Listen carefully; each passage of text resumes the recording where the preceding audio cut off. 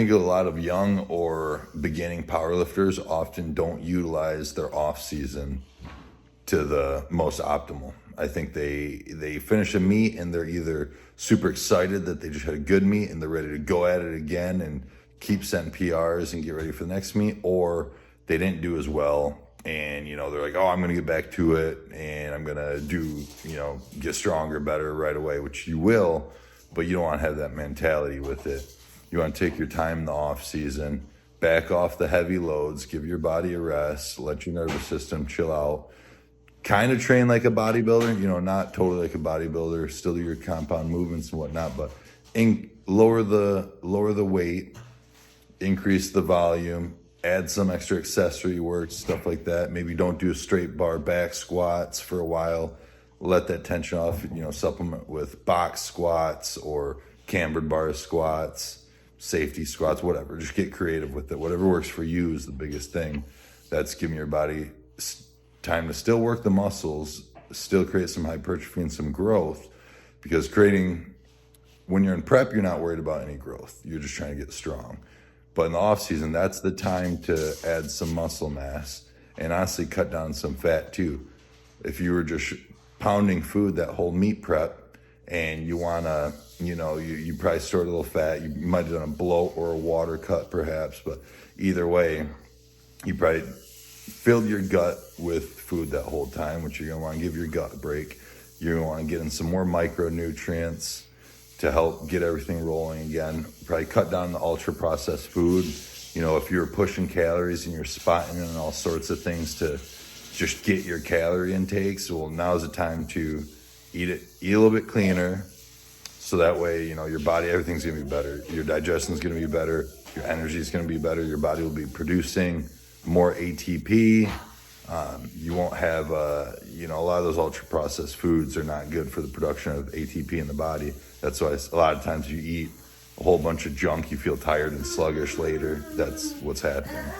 So you switch up to cleaner foods and you won't need to worry about that as much. It gives you a chance to lower your body fat, which lowering your body fat, you want to reset your insulin sensitivity. Again, if you're eating food, putting on fat, getting ready for the platform, you probably lowered your insulin sensitivity a little bit.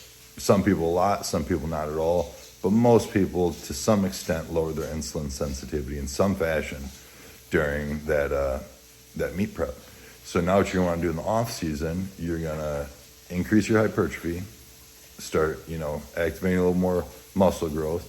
You're going to increase your insulin sensitivity by doing diets. Maybe I prefer carb cycles. That's the best way I found to increase muscle mass while burning fat. The secret formula to do both. It's not that easy, but it does work. But yeah, this off season is the time to stay healthy or get healthy. Reset your gut health, your A1C, get those all squared up, and build some muscle.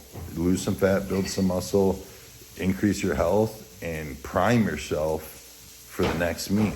Now you do that for a while throughout the meet, or throughout the off season, and then once you have your next meet picked out, then you get back on program. Once you have your next meet picked out, that's when you're going to start increasing your carbs again.